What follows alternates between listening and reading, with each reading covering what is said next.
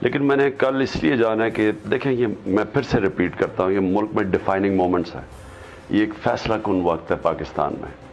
اس وقت ایک جاگی ہوئی قوم ہے، اور میں یہ چاہتا ہوں کہ ہم اب کبھی بھی وہ پرانے زمانے میں نہ جائیں کہ جدھر بھیڑ بکریوں کی طرح قوم کو سمجھا جاتا ہے کہ پہلے ان چوروں کو کہتے ہیں کہ جنہیں یہ چور ہیں، آپ ان کو چور کہتے ہیں، ان کو نکالتے ہیں، پھر ان کو واپس لے آتے ہیں کہ جی اب یہ کسی گنگا میں دھل کے آ گئے، آپ ٹھیک ہو گئے، آپ این آر او مل گیا، پھر ان کو چور کہہ دیتے ہیں، پھر ان کو اوپر مسلط کر دیتے ہیں۔ یعنی میں سمجھتا ہوں کہ یہ بڑی توہین ہے ہماری قوم کی کہ رانا ثناء اللہ جیسے بدماشوں کو اوپر جا کے انٹیریئر منسٹر بنا دیا ہے، شریف خاندان ان کی 30 سال سے چوری ہے، ہر باری وہ چوری ہوتی ہے وہ باہر بھاگ جاتے ہیں، وہاں جا کے آرام سے رہتے ہیں اور انجوائے کرتے ہیں لنڈن کے مہنگی مہنگی جگہیں، اور پھر یہاں لوٹنے کے لیے واپس آ جاتے ہیں۔ میں سمجھتا ہوں یہ ہماری قوم کی توہین ہے۔ تو میں نے تو کہا ہوا ہے کہ میں تو جب تک زندہ ہوں میں ان کا مقابلہ کروں۔ زرداری ادھر ہے،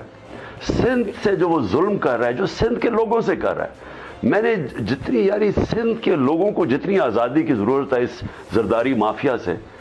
کسی بھی پاکستان، باقی سارا پاکستان میں پھرا ہوں، لیکن جو ظلم وہاں ہے وہاں کہیں اور نہیں ہے۔ تو وہاں تو بالکل انہوں نے لوگوں کو غلام بنایا ہوا ہے، پولیس تھانے اونڈے رکھے ہوئے ہیں، جھوٹے پرچے ہیں، وہ بیچارے لوگوں کو جکڑا ہوا ہے انہوں نے۔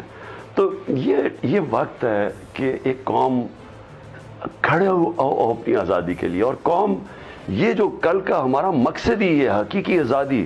یعنی ہم وہ ملک بننا چاہتے ہیں جو کہ قائد اعظم نے اپنی جان کے اوپر، یعنی وہ مر رہے تھے کینسر سے، اس کے باوجود وہ بتاتے کسی کو نہیں تھے کہ ملک بن جائے کسی طرح۔ اور پھر جو بڑی خواب تھی علامہ اقبال کی کہ پاکستان بنے گا کیا، تو ہم اس خواب کے اوپر واپس چلنا چاہتے ہیں۔ ہم یہ جو جس طرح ہمیں بنا دیا ہے انہوں نے کہ کبھی ادھر بیکاریوں کی طرح